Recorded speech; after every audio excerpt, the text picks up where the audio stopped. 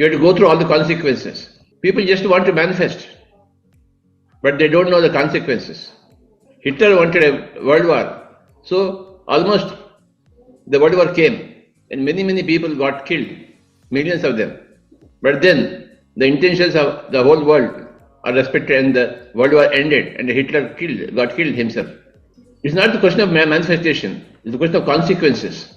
We have to think of the consequences. Okay, I want a lot of money.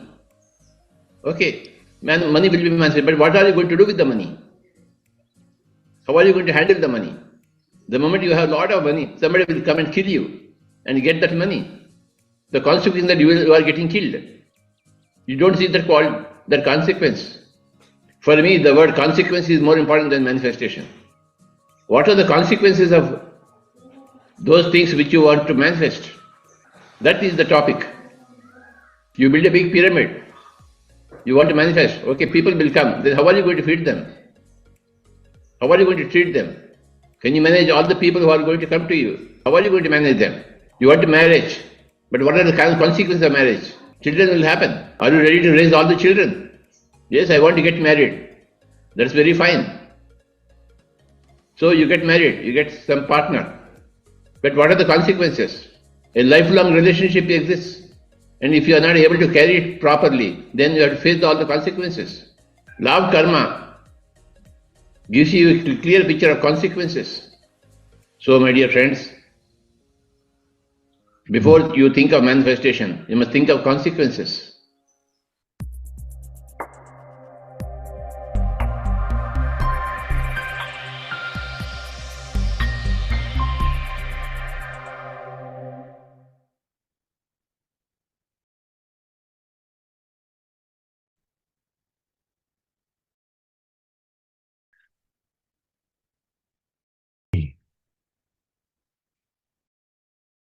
Good morning, friends. And a wonderful evening to all the friends connecting from the other side of the planet. Okay. So yes, Patri sir very well mentioned this important pointer. So we always want to manifest, but we also need to be aware of the consequences.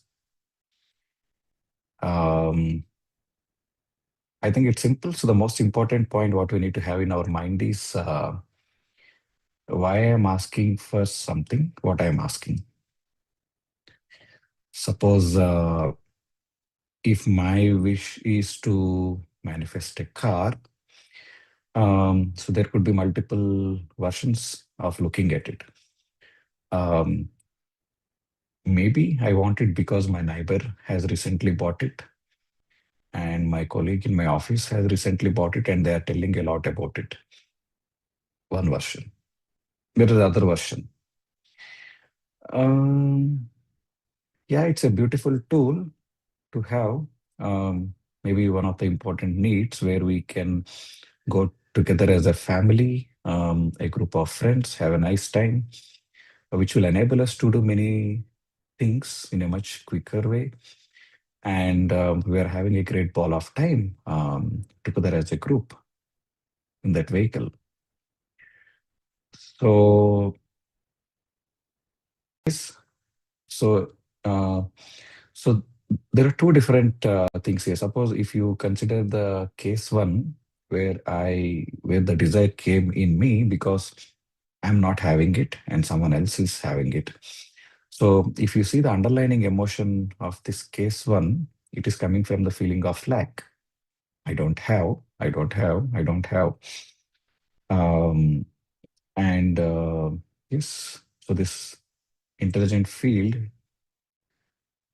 the important factor for the intelligent field is what is the emotion that I'm vibrating with, what is the feeling that I'm with at this moment.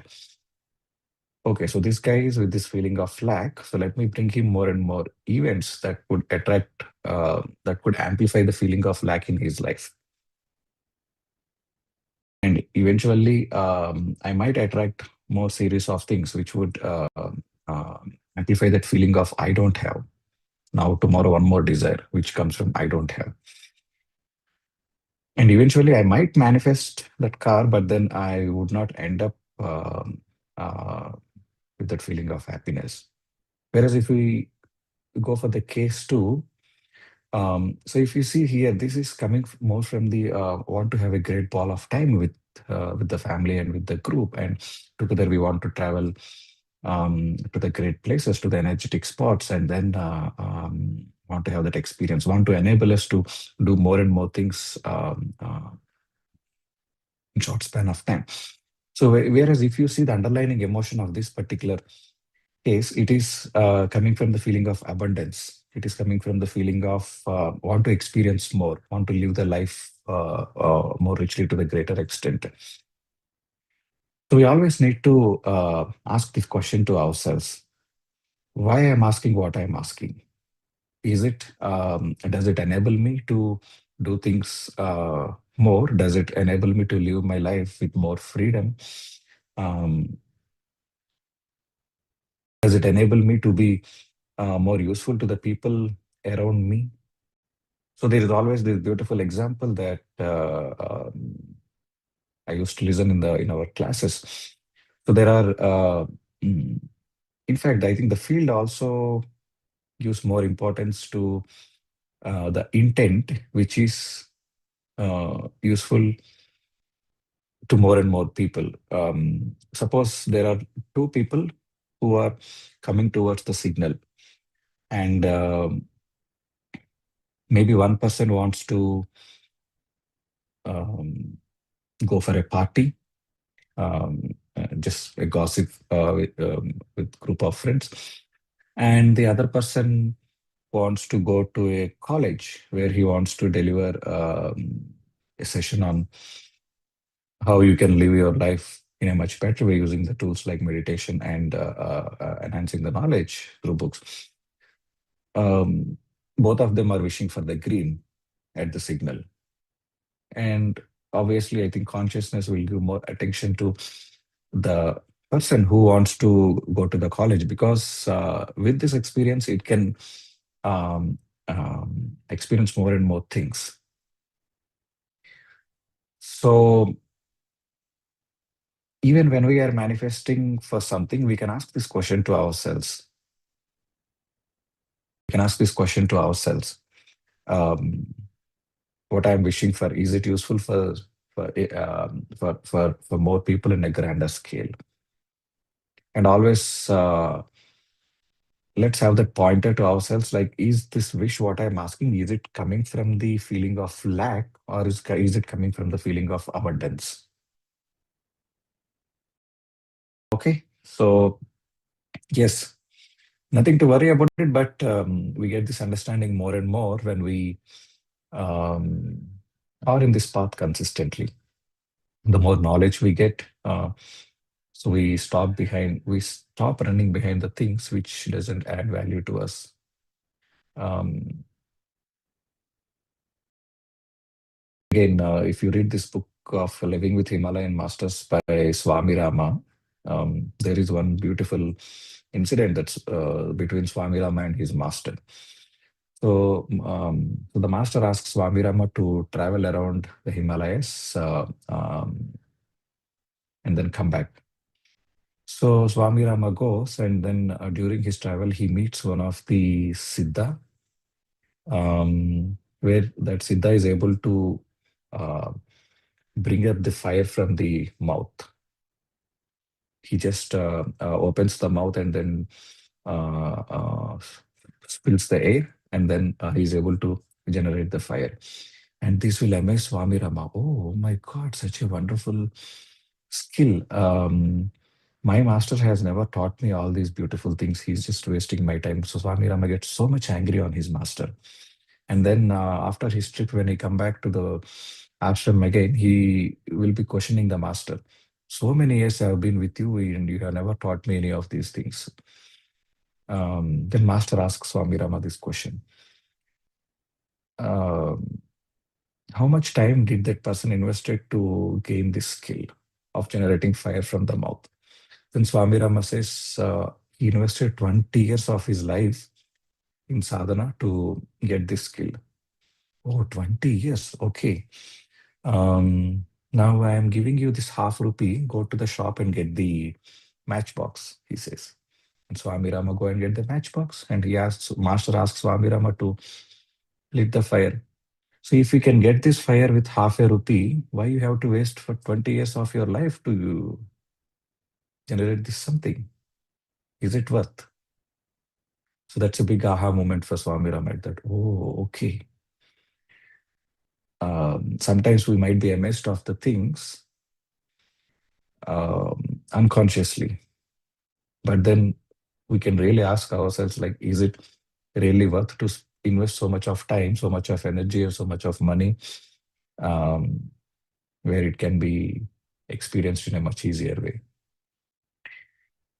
All right, so it all comes with more and more knowledge. When we are in the group of like-minded people, automatically these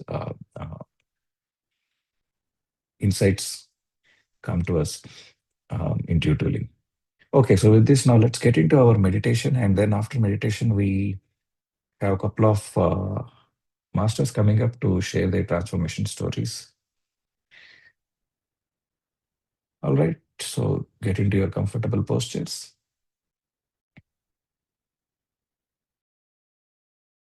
Close your eyes, put the hands on your chest area. Visualize that aha moment. Either could be from the past or from the future.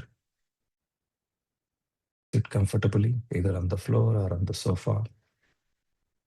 Close your eyes and be with your breath.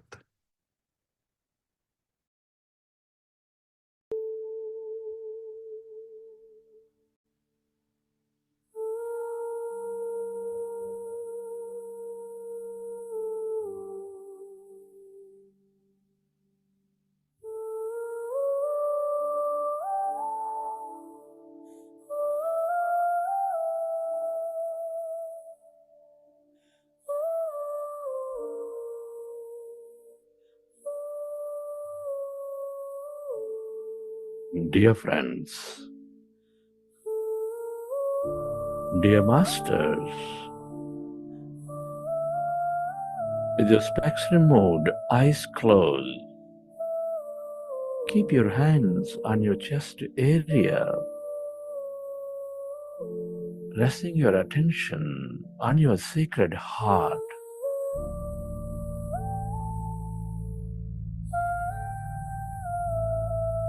Can you feel your beautiful heart? Feel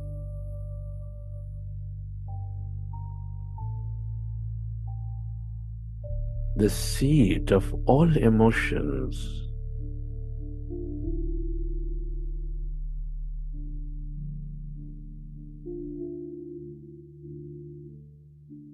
With your attention, your heart center, connect with it, love it, appreciate it. Your heart knows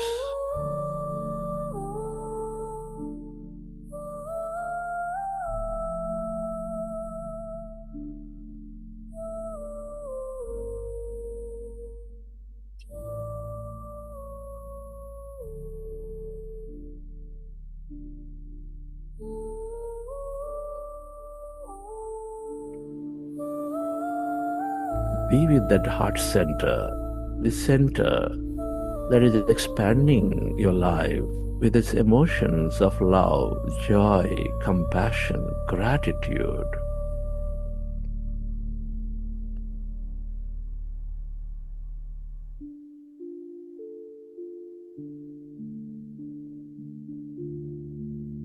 Feel it, dear friends. Connect with your heart center with a relaxing breath. Notice it.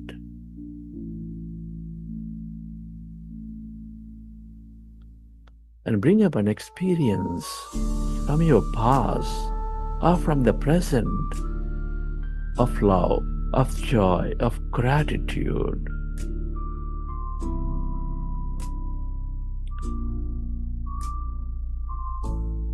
And then relive that moment and feel that energy, that emotion.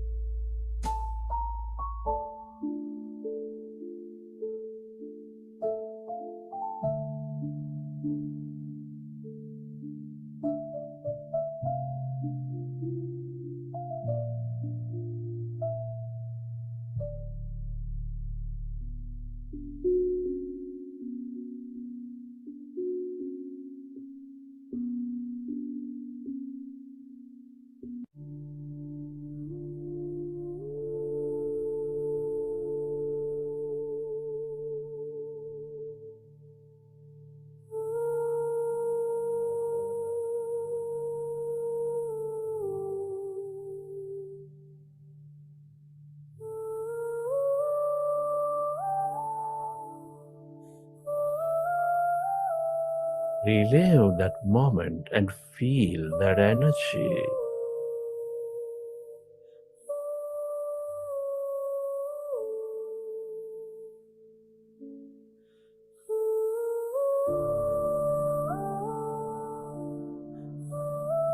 The more you experience the energy of love, compassion, gratitude, the more coherent you become in your body and mind, the more coherent you become with all things and everyone.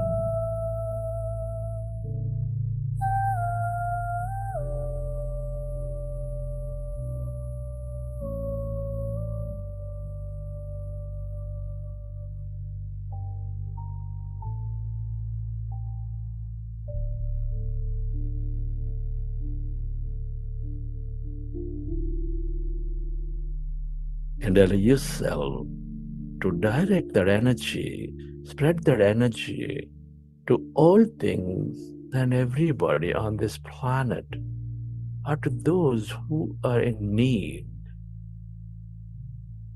Where you place your attention, there you place your energy.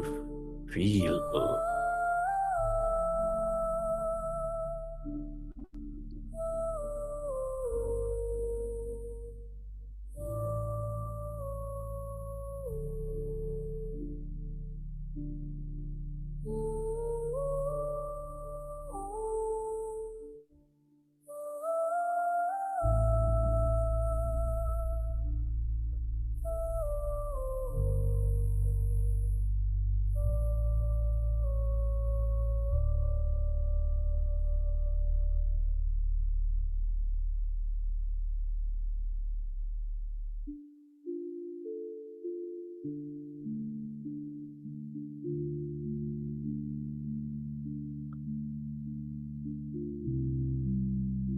Relive that moment and feel that energy, and allow yourself to direct that energy to everyone and everything.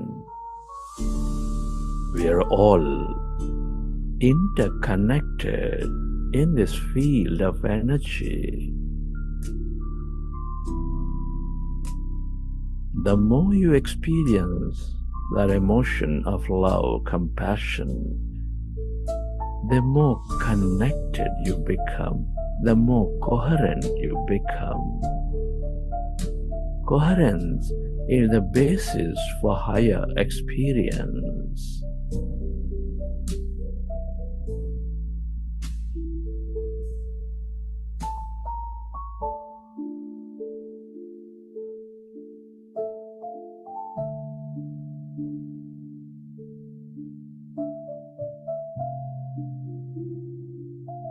And slowly, let's go into breath mindfulness meditation.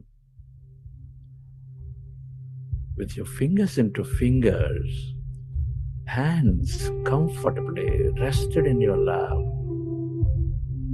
Observe your normal, natural in-breath and the out-breath.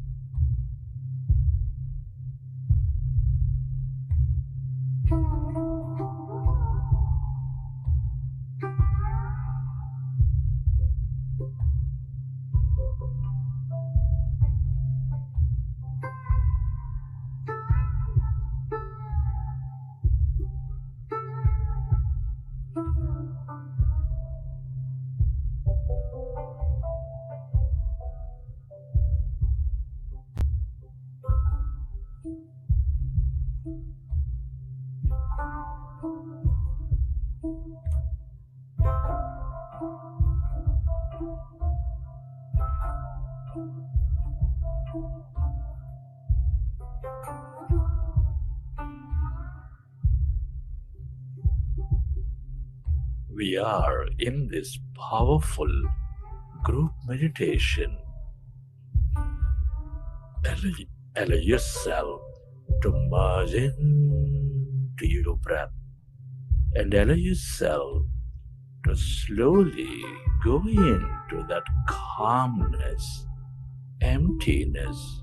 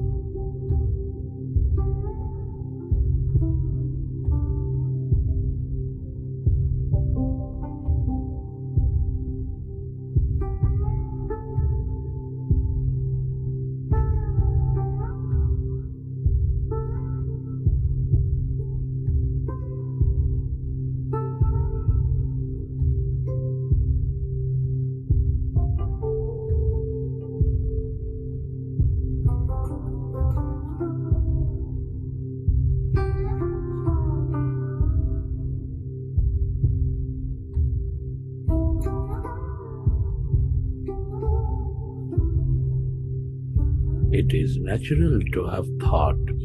When you recognize you are in thought, go back to observing the breath and allow yourself to slowly go into that emptiness, the field of consciousness.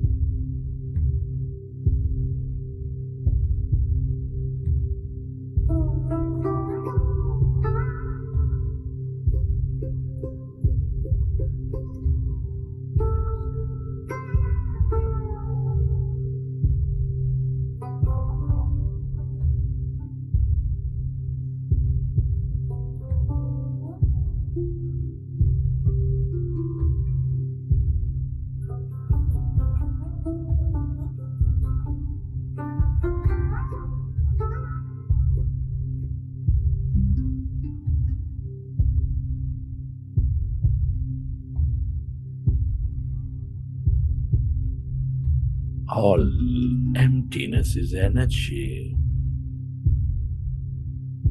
The longer you stay connected to this field of energy,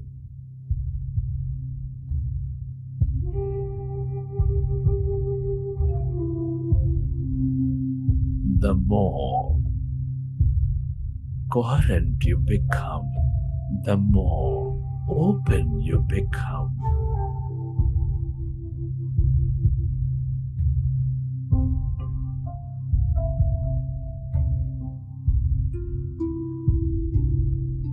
The more empathetic you become, merge into that calmness, emptiness, where there's no body, where there's no thing.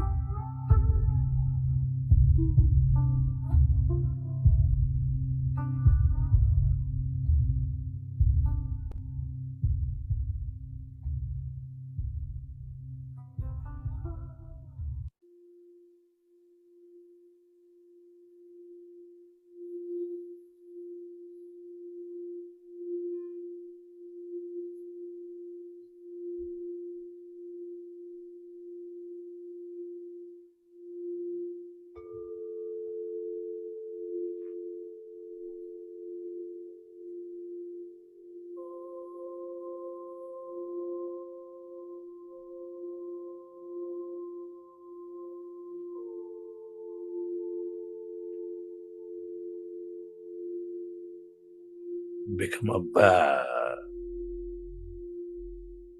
of the emptiness, that calmness,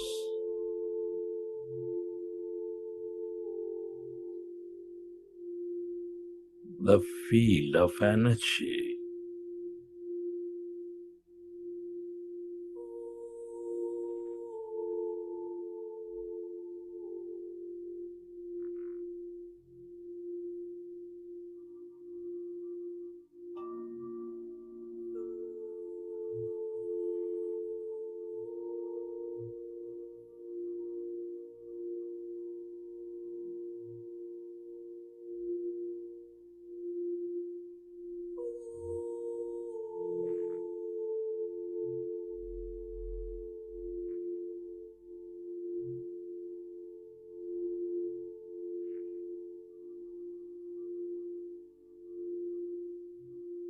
This is your divine self.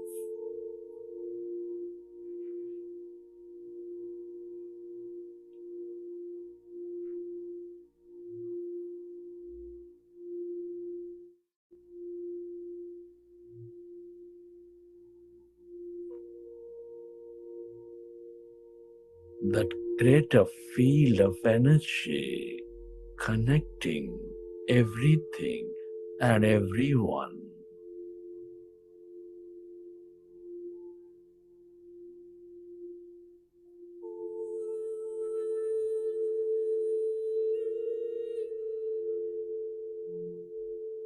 The more you are with it, with this energy, the more one you become, the more whole you feel.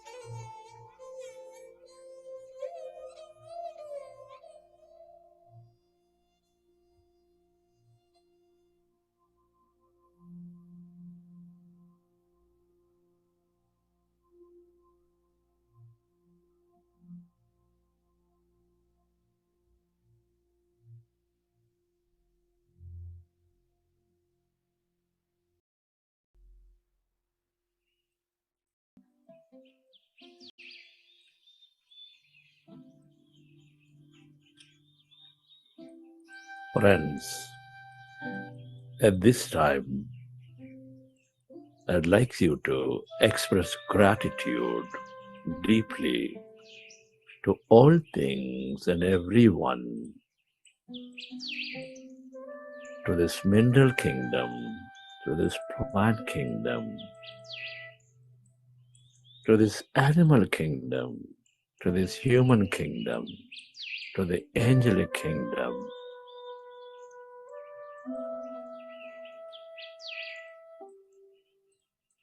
And whenever you're ready, you can keep your hands on your eyes for 5 seconds, and then you may open your eyes.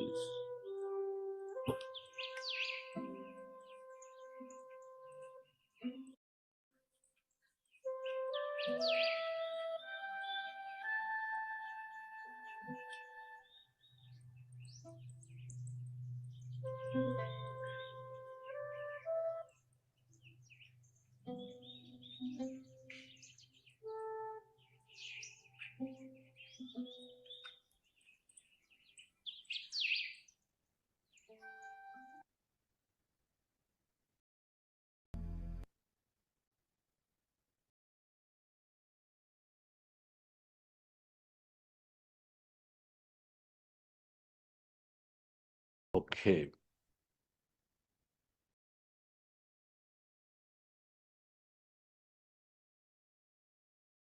Hope you enjoy the session, dear friends. Wonderful, Pradeep. Thank you.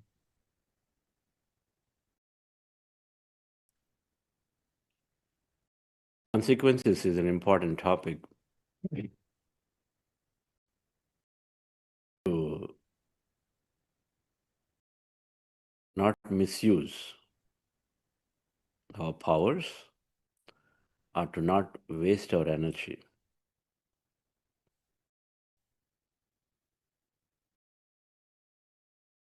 Hitler utilized all his intense power of manifestation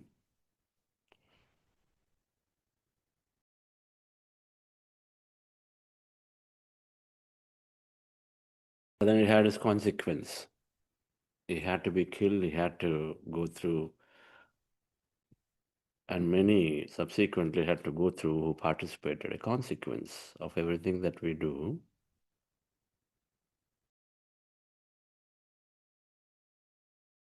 Knowingly we do things is when the impacts are more. What do you manifest? Somebody was saying, I work for a blood bank, and then do you manifest a lot more blood banks to be given or distributed? Do you manifest wanting to give many blood banks to be distributed? What are you manifesting in the end? You're manifesting more accident to happen, more people to suffer to not have blood. Is that the right thing to do?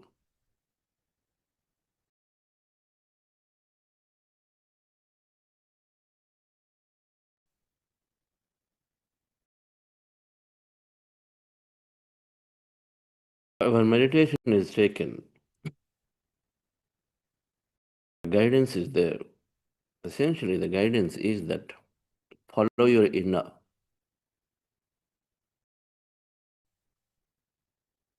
The inner is telling you, do it, do it. A heart-centric approach. You already have homes. You have a home, you're living. You already have adequate money coming. Our mind is always overruling the heart. But then because you're used to a job, you want a job. Because you are seeing all your friends are acquiring anyway, so you want one more acquisition. So in that moment, you have an opportunity to utilize your money some way, but you don't look at it. Instead, you say, friend is all investing, you also want to go and invest, okay? Invest a second, third, fourth home. Consequence will be there. and we accumulate anything that's not necessary, which means your consequence is there in impacting to somebody else, somewhere else. Necessary? Where is the necessity coming from investing in a fourth home and a third home? The fear is there. It's a mind-ruled thing. Our mind is ruling. There is no way this intelligent here will tell you.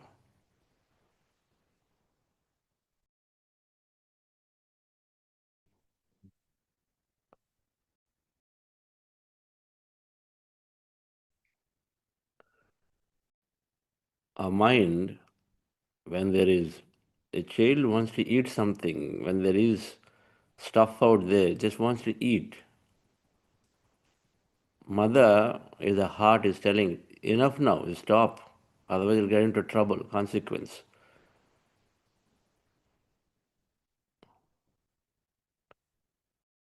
That mother is this meditation, which is helping us to tune into heart. Moment to moment, friends, moment to moment, it is telling us what's right, not right. The moment you're about to take a decision, pay attention to your heart center. You're not sure, go into meditation. Go into meditation, validate consequences.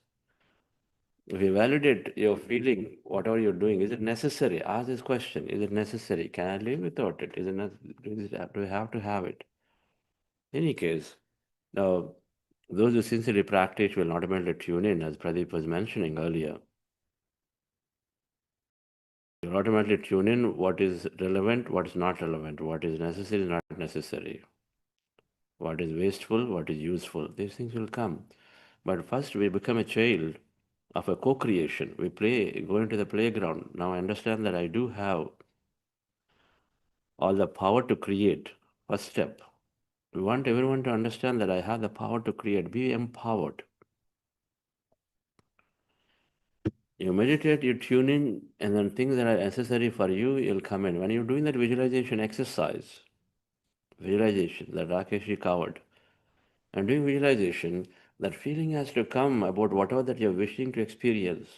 The feeling is not coming, you already are started up with the wrong goal, a wrong experience. You're seeking simply because somebody has it, you want it. That's a lack consciousness. And you're realizing that the emotion is pouring out. You're loving it. You're going around doing whatever that you're doing, you're loving it. Just feel elated. Your heart opens up. There's compassion, there's adventure, that joy, all that is coming naturally. That means you set on to something that you're going to create. You can use visualization as a guidance to know what is right and what's not right for me. That emotion has to come. In due course, when we meditate, it'll happen that what is right, not right. We at Buddhasa Quantum Foundation are very, very happy that this fundamental wisdom that you and I as consciousness have the power to create, number one. We're happy that we are able to share this knowledge. Number two, when we base this as a meditation, then we create more responsibly. When we meditate and create more responsibly. When you meditate, you know when to take guidance. When you meditate, you take inner guidance. You know that you can need to double validate.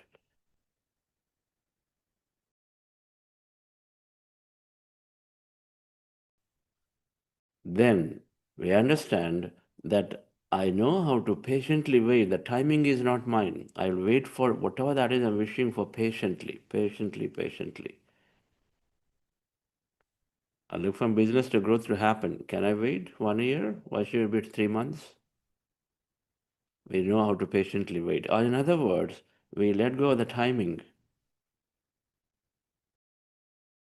You draw from your heart space things that you want to manifest. They're going to make you really, really joyful and happy. Number one.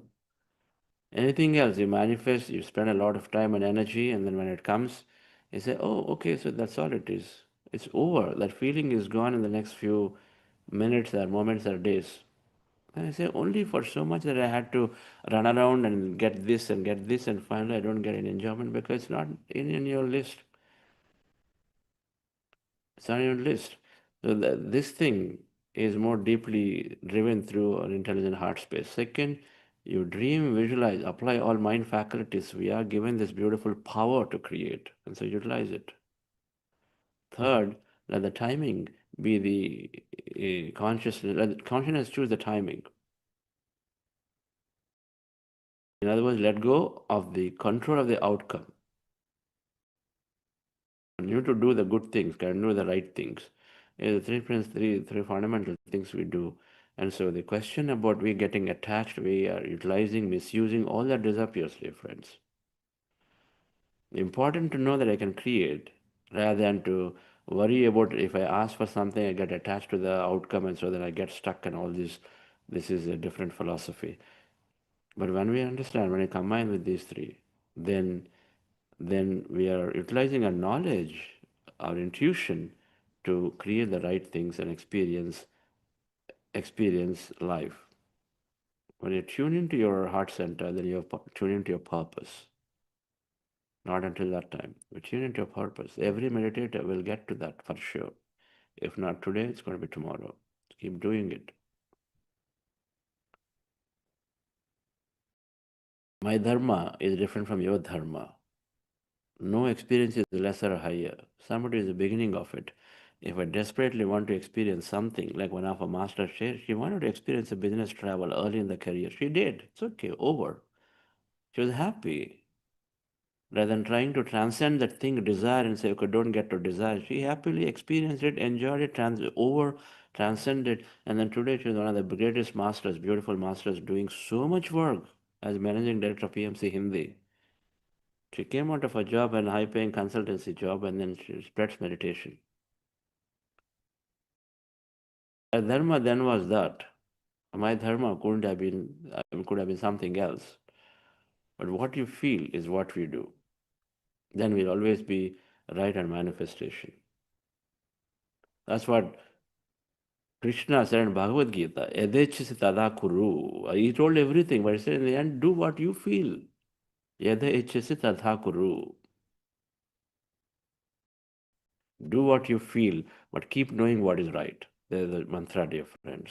Keep knowing what is right, but do what we feel. These classes help us to know what is right. But in the end, we do what we feel today. The tuning center. So for this meditation, to knowing what's right, all the wisdom. Thank you. Yes, so we have some, always love to listen to the sharing that we get to hear. Because my perspective or anybody's perspective, Pradeep's perspective is one. Your perspective is another. There are so many perspectives. So yes, let's start with our masters today. We have Chandramohan, Master Chandramohan, and then Raji Iyengar. Both of them are part of this mission called Be Supermind, the Coherence Technology Platform, which is enabled all of us. If you are joining through Buddha Seva app today, it is through that platform that we are joining these sessions. This technology is powering Buddha Seva and will power many, many organizations which want to spread right knowledge and wisdom.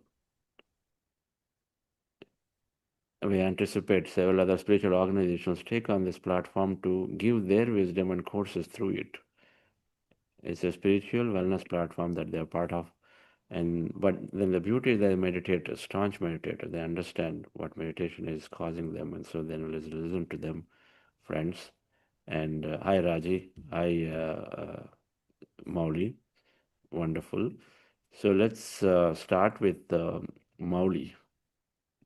Yes, who is introducing? Yes, sir. I'll do. Yeah. Okay. So quick intro about Mauli. Mauli is a product and payments technology leader with 5+ years of experience, skilled in end-to-end product delivery, cross-functional collaboration, and optimizing digital platforms for business impact. At Kotak, he led payments gateway integrations with 16 plus aggregators, streamlining process and improving efficiency. He's an IAM trained professional. He now drives user-centric innovative solutions as a product manager at Quantum Coherence Technologies. Introduced to meditation at a young age by his parents, active contributors to Spiritual Tablets organization founded by Dr. G.K. Sen. He credits it with shaping his life and outlook. Okay. Over to you, Molly. Thank you, Pradeep Garu. Big words, but thank you for that. So, like I said, I've been introduced to meditation, I think, in 2003, and I've been meditating from that time. But that's 23 years of my story that started with meditation. But I'm going to tell you the important points of what has happened in this 23 years. I'll try to give it like a story because I personally like stories. And it started, like I said, when I was in third or fourth standard, when my parents said, so we found something called Ana-Pana-Sati Meditation, and we're going to start doing this because we find value in this. And being the children we were, we felt it was very wonderful. We started meditating how much ever time we want. So before going to school every day, we used to do a group meditation session, and it was very wonderful. We read a lot of books. My first book, I think, was the autobiography of a yogi when I was 12 or 13 years old, and it was wonderful. Every experience was wonderful, and I was like, I should get these experiences like what Paramahamsa Yogananda ji got them. And it was very happy, but then it slowly started, questioning stuff, because you get into teenage, and then I know it's fashionable to argue with your parents when you're a teenager, but they were very patient and answered all our questions. And um, but sometimes what happens is we used to come back from school, and we thought, okay, we'll do something together with our parents today, and then we come here and suddenly see 15-20 people doing satsang. And we were supposed to sit with them and participate in the satsang. And then we had weekend plans with our parents, and suddenly a trek comes up or a meditation class comes up, and our plans used to go for a toss. And then we started questioning stuff, and then something wonderful called science came up, and then logic came in. And we were like, no, this is all hypnosis. Your mind comes up with something where all these, we don't think this is real. So that was one phase when we were in teenage. And so what happened was, I used to constantly read a lot of books, be it spiritual books or science books or fiction.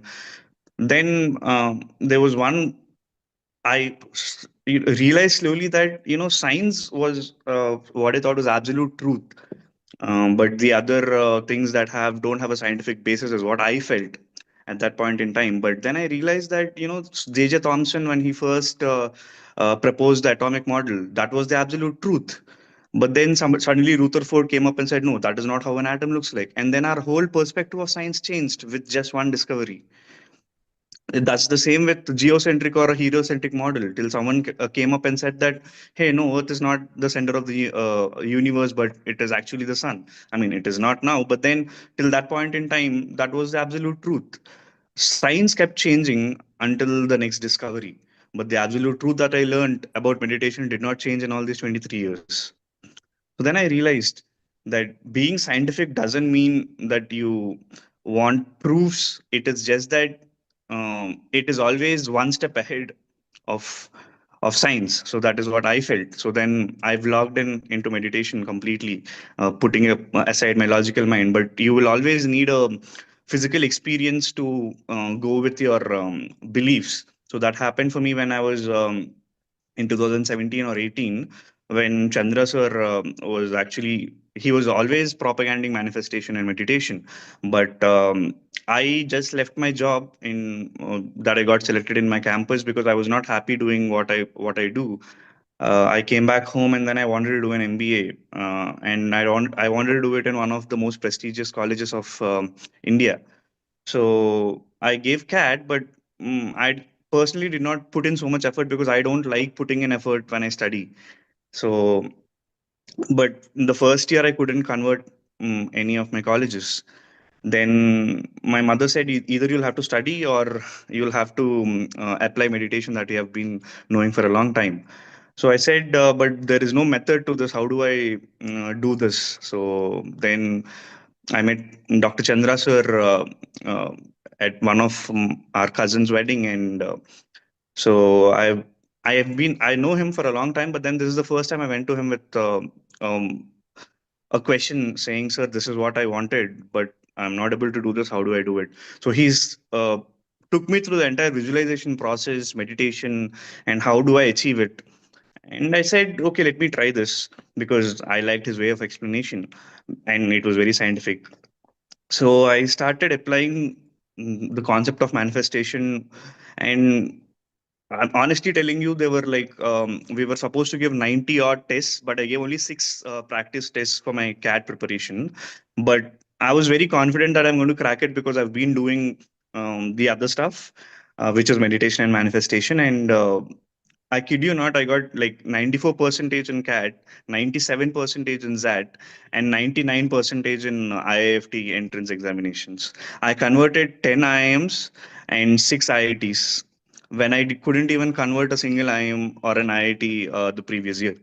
So yeah, I mean it works, but uh, you'll need, there is one point in time where you will actually put it into your personal experience also. But till then, I would say hearing experiences like this and following what our masters are telling will help us. Even though you personally might feel that I did not experience something, that will definitely come. So yeah, going forward, I got married in 2021, and Patri sir came to our marriage. So I was waiting for his message when he came onto the stage, and he's told my wife Anu that you're going to be happy. This is our life design, and he's given her a message. I was waiting eagerly for my message, and he came and punched me in the stomach, and he said, "Keep her happy." I'm like, "Sir, but what about my happiness?" But I didn't understand at that point in time when he said, "Keep her happy."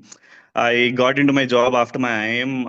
I like I said, I worked for Kotak, where we're doing a lot of tremendous work. But I personally did not feel that gratification that you get out of a job. So I put it out into the universe that I want to do something where there is a service aspect of it.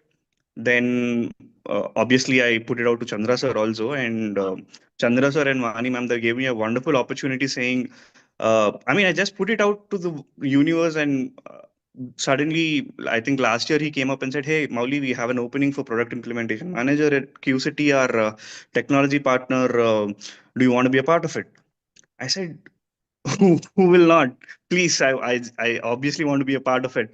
And that is how my journey started at Quantum Coherence Technologies, under the wonderful leadership of Sai sir, Rakesh sir, and Raji ma'am, so they're always user first. So what can we do to our masters?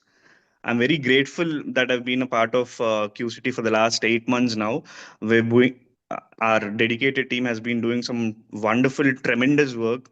We have this huge opportunity to serve all of you grandmasters, and the product also has come up wonderfully. We have some new features that are coming up in the next release, and I would say now we have grown to a stage where we have more than 650 active users in a day, and we have registered users from over 72 countries.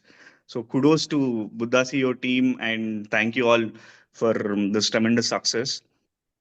But like we said, we are always uh, wanting to make it better experience for the users.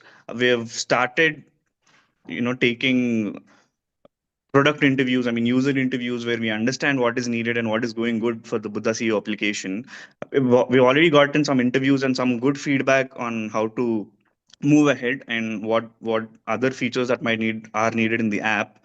But I urge all of you to, if you have some feedback, or if you want to share your experience of using the Buddha CEO application, the website, kindly contact me. My email ID is mauli@bsupermind.com. And I'm giving, you can contact me or Anjali. And if you have something to share about our app, if you want, I mean, it can be both improvements as well as positive feedback. We are always welcoming that. And yeah, looking forward to connect with you all. Thank you.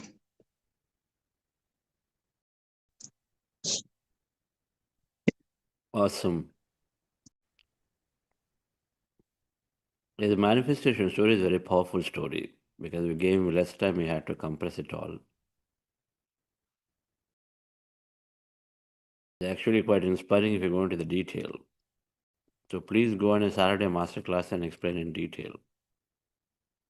Mauli Garu. Okay. Sure, sir. Sure, sir. Are you keeping Anu happy? Yeah, I'm keeping her happy, but like I said, I'm trying to keep myself happy by helping everybody else also. So that is what I think Patri sir meant. Okay. Yeah. Awesome. So thank you. So Thank you, sir. friend, thank you. Yes.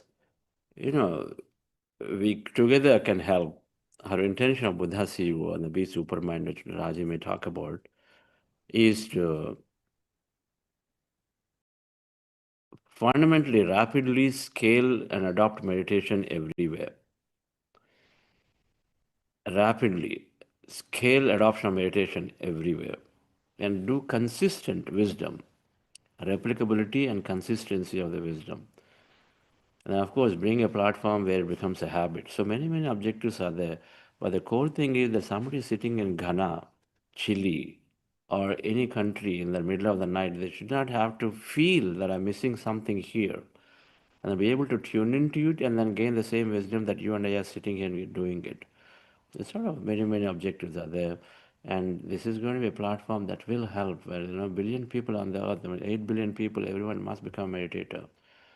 And so these platforms also do give you time and share where you feel it can get better ideas. And then it can get definitely better when you give your ideas. Take an active part. I know many of them are technologists are there.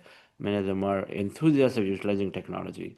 So you can absolutely come forward and then take an opportunity to shape this platform in a way that every grandmother, every person who's got a mental illness anywhere in the corner of the world be able to use this technology. Thank you. Thank you, Morley. Yes, Raji.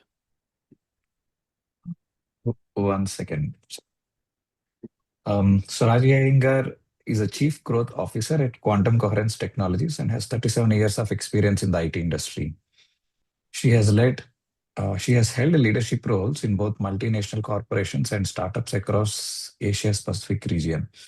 A strong advocate for meditation, she has been practicing for over 10 years now. Raji is happily married and has 2 children, 2 grandchildren, and 1 grandcat. Okay. She skillfully balances her personal and professional life with a sense of serenity and purpose. Over to you, ma'am.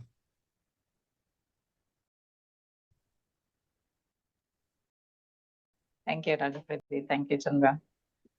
Mauli, that was lovely. It's always good to hear stories. And we sit, we meet very often in office, but when you hear experiences through, these kind of sessions, it's always wonderful. It's always a pleasure to join sessions like this. And I have shared in the past several times on manifestation. Manifestation is one of my favorite topics when it comes to meditation.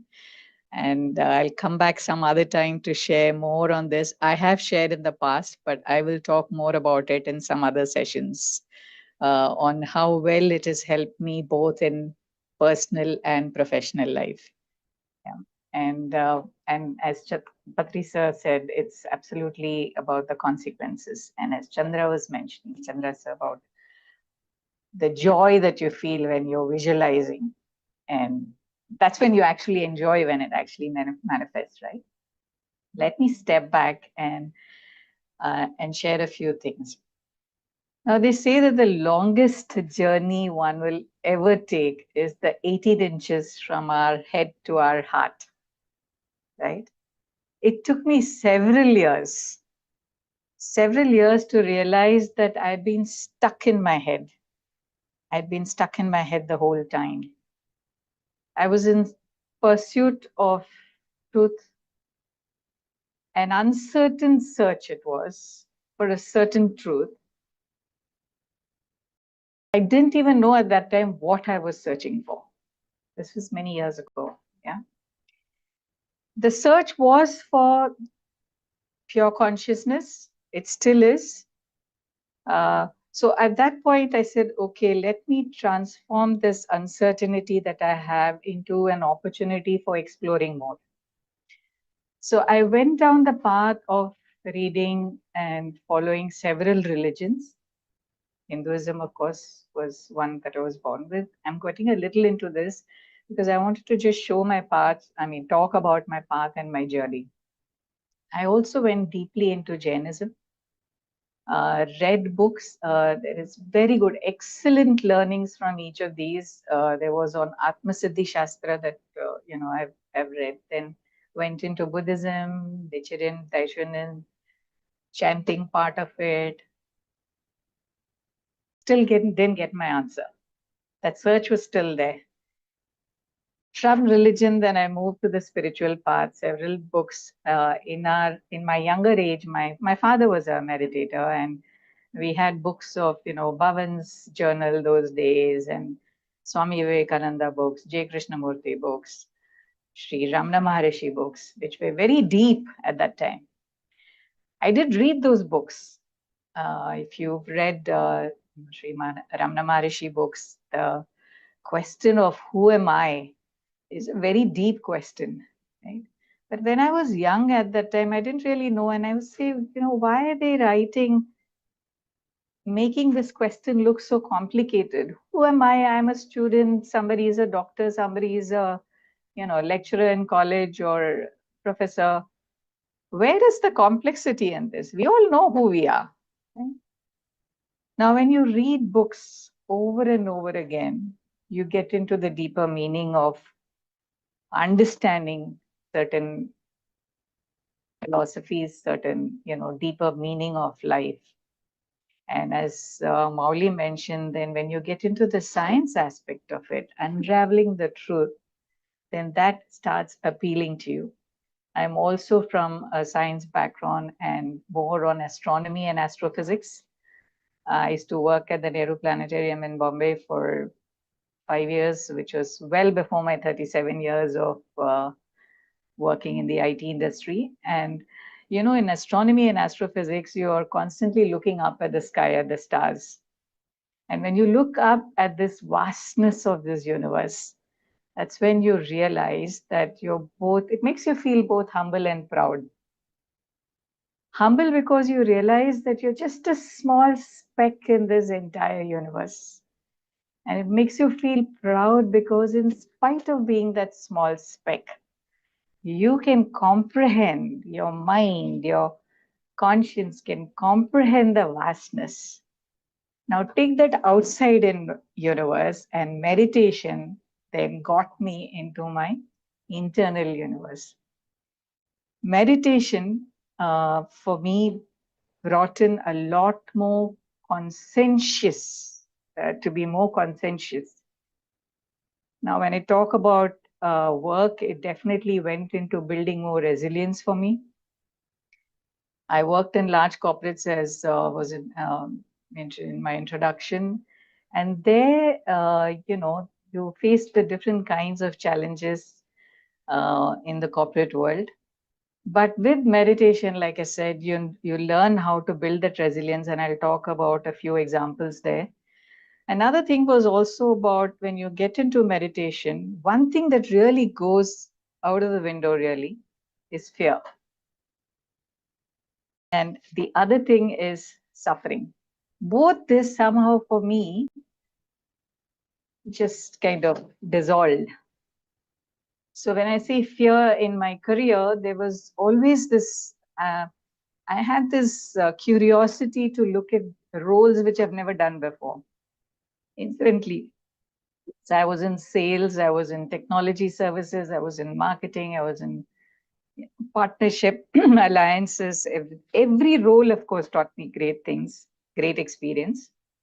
But the fear of, I would raise my hand when I'd see an opportunity opening up in the organization, whether I had the experience or not, but there was this urge to know that, I can do great with this.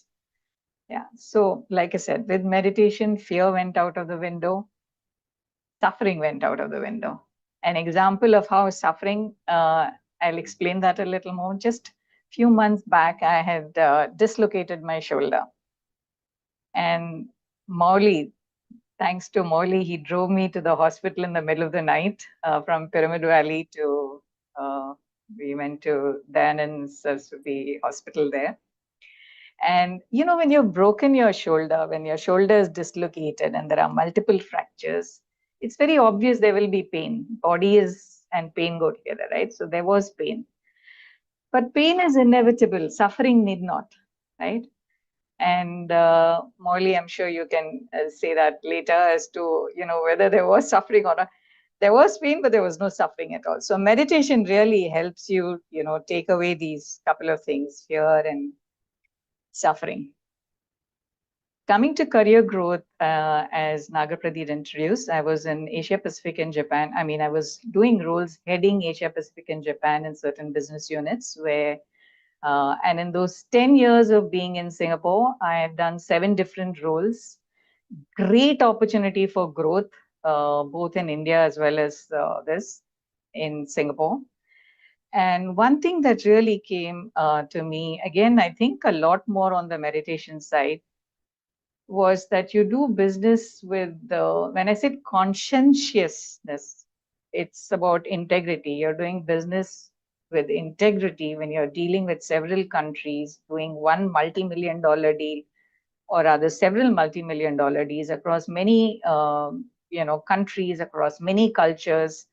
So you bring in that integrity of doing business, right? And as part of those leadership roles that I did, it gave me opportunity to sit in board meetings, to meet CEOs, CIOs, the chief financial officers, etc. And one thing that always worked. Now, you know, when we talk of growth in any organization, invariably when you talk of growth in organization, people talk of 3 things. One is the people, second is the process, and third is the technology. Yeah. So when I was meeting these C-level executives, one thing that always came is that even though I'm selling technology to them, I would always come from the place of what is this going to do for them? 2 things. How is it going to help that CIO or CEO to become a larger person within his organization? When I say larger, not necessarily from growth, but as a human being, how is it going to make him better? And of course, the organization. Genuinely, that was the thing that you go with. It's not just about selling your product and making money and going away, right? So the whole process is more than the actual act of selling. And meditation actually keeps you on that path. So that was one of the examples that I wanted to share.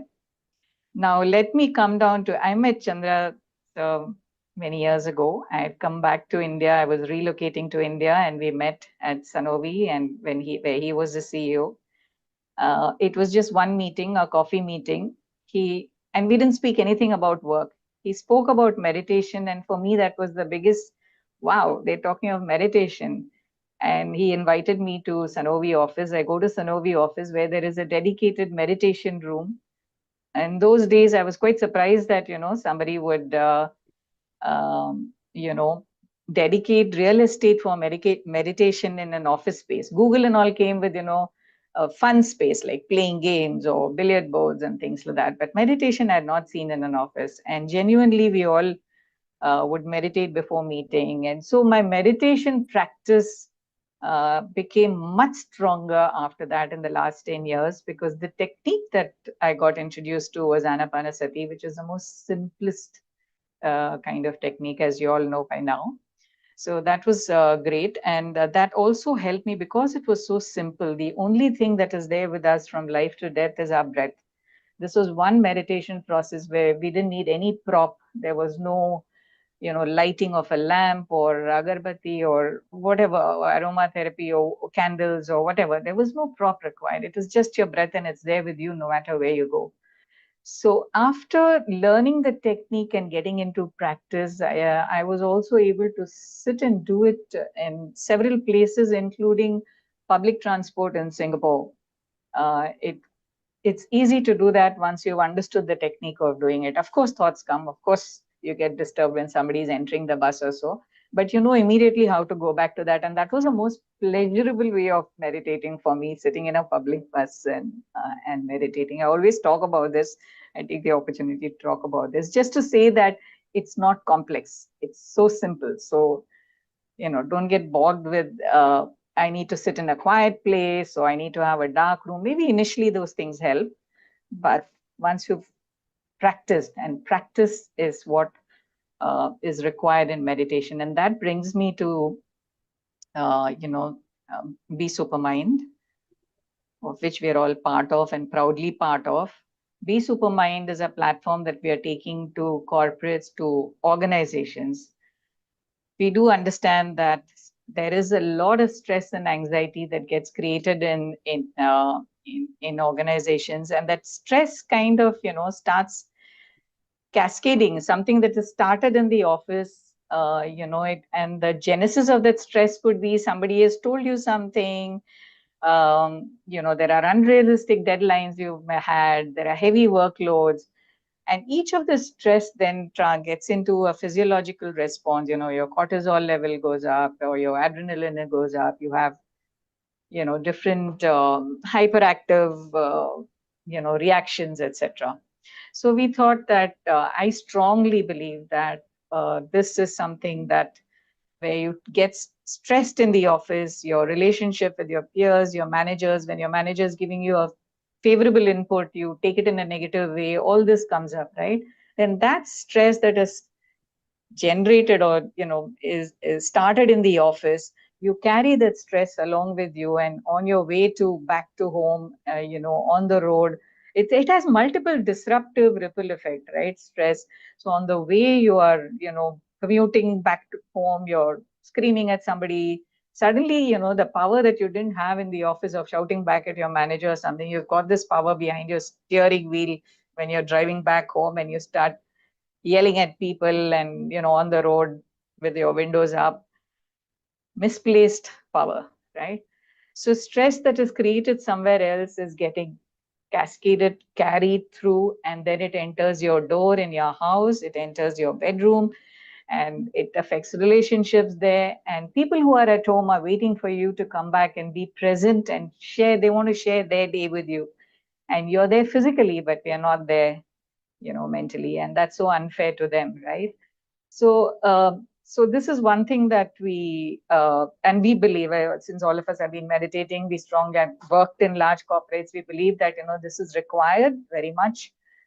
Stress and anxiety and well-being is just one part of it. There are several benefits of meditation, which comes when you're at work. So Be Supermind is an app that we take to organizations. And we also believe that it is not just about an individual. It's not just me or you meditating and elevating ourselves to different energy levels, right? It's also the peers. It's also the groups. It's also people in another function. And I'll give you an example here. When I used to work in Singapore, when I went there initially, there were several inputs. People would say, "Oh, you're a woman. Your growth is not going to be great," or "You're an Indian person, or your growth is not going to be great," or "You're in sales. You have limited," etc., etc. And then we start believing those limiting beliefs, right? But however, with meditation, those barriers were not there. But I'll give you an example of collaborative work. So while I was in sales, when we bring in large deals, there's an approval process that happens in the office. The finance team, the services and the delivery team, they all sit together and discuss whether this is a viable project to take. So in one of those meetings, a very large opportunity, which in the history of HP was never done before those days, I was leading that opportunity. And when I went into that meeting, I was invited to talk in that meeting about what the opportunity is. But apparently, salespeople don't usually enter the room when finance discussions are going on. So the finance lady there, who was in charge, again, a regional head, took offense to that. And she, in her own way, she actually asked me to get out of the room. Those were the actual words used. Now, in any situation, you take offense immediately, right? So I'm sure you've spoken about this you all have discussed this in the in our meditation classes about whether you react or respond to that situation. So it was very easy to have reacted, but I didn't do that. It was a response because you understand, you become more collaborative, you become more empathetic, you understand where that person was coming from when they were yelling at you, right? So meditation in corporate world, I feel, is very, very important when you have your peer groups sitting together and meditating, and everybody being elevated to similar energy levels. With that in mind, there are lots to talk about this, but as Mauli mentioned, please reach out to us. This is an app. The reason we also went for this is that when we talk to HR and when HR introduces meditation to their employees, many a times it's a one-time wow feeling. People meditate together and they say, wow, this feels great. I felt good. I'm very relaxed. But then that's just a tick in the box for HR. It's more like an activity that usually is done, right? So now when we have the conversation with them, we say, no, we don't want it to be, one-time experience or one wow feeling. The benefits of meditation comes when you go through sustained practice. And here is a tool, the app, which is very well loaded app, lots of information, lot of programs, lot of wisdom. The features are excellent, and I'm sure you'll know when you download it. That will help you stay on the path and continue the practice of meditation. So that was what I wanted to talk about. I mean, I can talk more about the app, Chandra, if you want, but maybe some other time. Okay. Yes. Thank you, Rajeev. She's talked about as a corporate executive. They are very powerful messages, integrity, and truly, of course, we all heard. Hey, be on the client side when you're selling or any time. What do they want as opposed to what you want? What is in it for me versus how can I help them? Meditation makes us to be that. What is in it for me dissolves in towards and then slowly becomes how can I enable the other person? It can be anybody outside on the other side. It comes naturally. It's not an intellectual exercise you do. Intellectual exercise all collapse in a time of crisis. But what is naturally inside is there. That's the difference. Those who have a lot of money intellectually are able to give and donate because it's called intellectual empathy, cognitive empathy. Empathetically, they'll say, okay, there's a right thing to do, I'll give. But when suddenly, let's say Corona comes, everything is shut down, they also block suddenly giving because they're worried from they suddenly have fear. Oh, whatever I have, first let me first understand if I give or not give because I don't know what's going to happen. In crisis, you drop. But a spiritual empathy, that you truly, truly feel that you're one with the other, there's no change. There's no change. A corona comes, somebody suddenly, you lose your job or something. You're not changing your help is help because you're not connected spiritually. You recognize that they and you are one. You recognize that you'll be taken care. So that's what she's talking about. A leader or anyone in a corporate world, then we do the right thing at that point. Meditation gives us to what is the right thing to do. Okay. Finest executives that I worked with, that it's so easy to go. That's how it should be. Not too much friction, and then being able to, one can easily get in with coherence with Raji Madam. All right. So, friends, be supermind is something that we deeply believe in that is taking meditation to corporates like many other organizations are working to do. And we recognize corporates need some more services, special focus towards corporate issues. And so this service platform combined, it's not just about an app, it's about a service into the corporate. A group limiting beliefs are there in an organization. The entire organization believes that certain things are not possible, which is what stops the growth, which is what causes friction because you have a belief about a manager, about a division, about this, and that cascades. And so then you have constantly friction between two divisions because this division has a group limiting belief saying that they're constantly judging. Where did it come from? Nobody thought that, okay, if we collectively change our thought, then they will also change. I can rub my energy onto it. And so then we do a program about reframing your belief system as a group. And if a group of leaders come together, do it, then of course it's possible. Of course it's possible that then they have the desired outcome they're seeking. You just have to step back. And so all of those, this organization, Be Supermind, helps in providing the right service, right cohorts, and right things so that meditation becomes fundamentally a habit for business leaders. And that's one of the fundamental reasons why Buddhas came into picture. But then recognize that you need to have a corporate entity to be able to deal with corporate challenges. And so then we have Be Supermind and to take meditation leadership into the corporate world, which means government world, education world, healthcare world, all of them.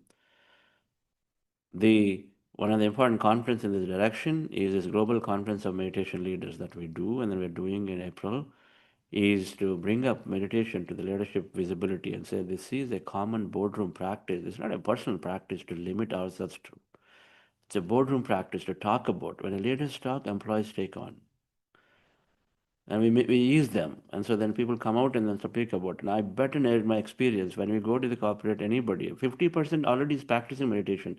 Nobody wants to talk about it because it's a woo-woo.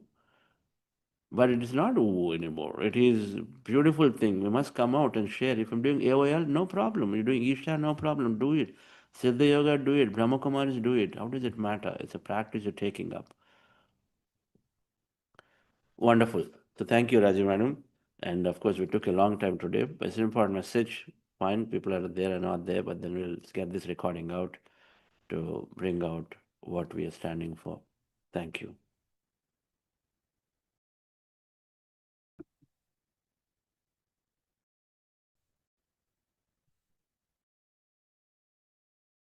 Hey, Everybody gets a heart. Everybody gets a soul.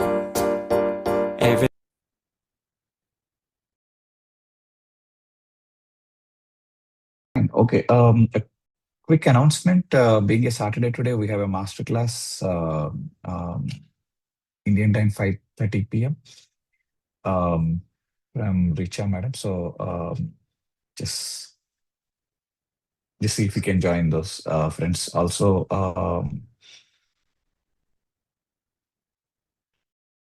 okay, yeah, that's it for today. Yeah, thank you.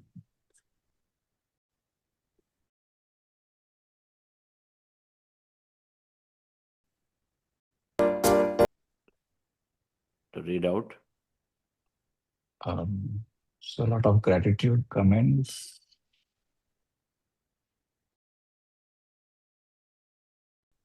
Like what? A lot of. Yeah, I mean, about the session, thanks for the amazing session. Excellent sharings. Lots of gratitude for today's sharings.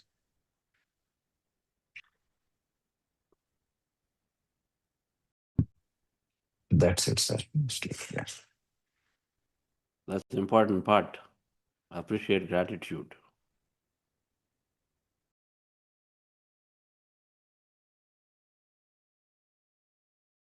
Okay, so would love to hear the detailed story from Mauli, it seems. So we'll get Mauli to one of the master classes. And yeah, we can all listen to his story in detail. Okay.